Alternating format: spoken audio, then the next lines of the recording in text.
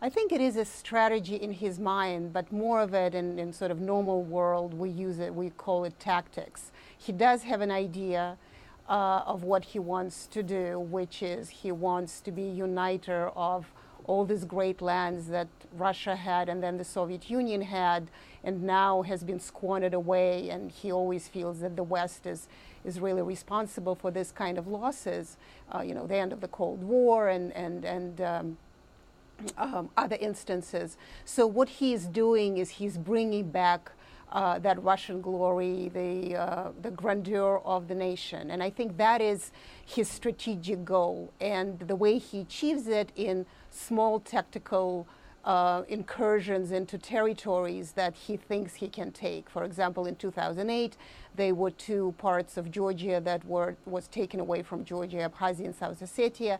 Now it is Crimea. He may be already considering parts of Moldova that feel themselves pro-Russian. So that's the sort of tactics and strategy together. So here's the question for you, with your particular sort of insight and family background in Russia. Do you think the Russian people buy it? I know the polls look good for Putin at the moment, but when we see the economy vulnerable, when we see credit ratings agencies putting new pressures on the Russian economy, and it could lead to recession, let's face it, do you think in the long run the Russian people buy this strategic view of Putin's? For now, they are buying. It's a very emotional support for Putin. I think in the long run, and that's where we go back to strategy, strategically, this is really not the way to go, because economy is plunging. Russia has been already in a recession even before the Ukraine crisis began.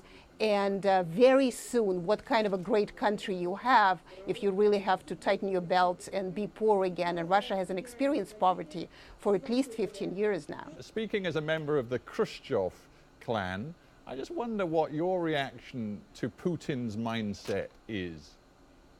Look, we were ousted. As you may remember, Khrushchev was ousted from the Kremlin in 1964, so we're lucky. We actually do not have the Kremlin mentality.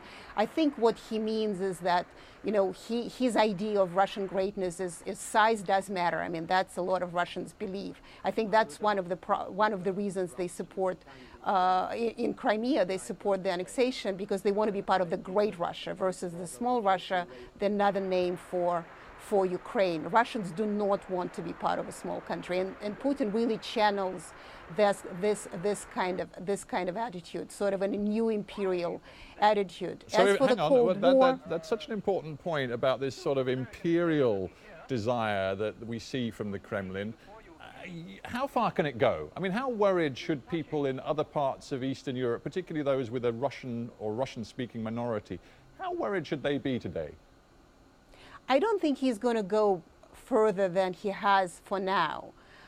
They should worry, because he's clearly strategically, once again, he is taking those territories, although in very tactical terms. I think people in Moldova should worry. The Gagauzia are part of Moldova. While we were worrying about Ukraine and looking at Ukraine, they actually very quietly had a referendum in February that claimed that if Moldova decides to go closer to European Union, then Gagauzia will vote to become part of Russia. So he's a very sort of opportunistic tactician, because he takes territories he thinks he will have public support for. But he can certainly go quite far. I don't think economy will allow him. Today the story is that he already is holding off Russian sanctions, sort of the backlash of Russian sanctions against the Americans and Western politicians altogether. So we'll see what happens with that.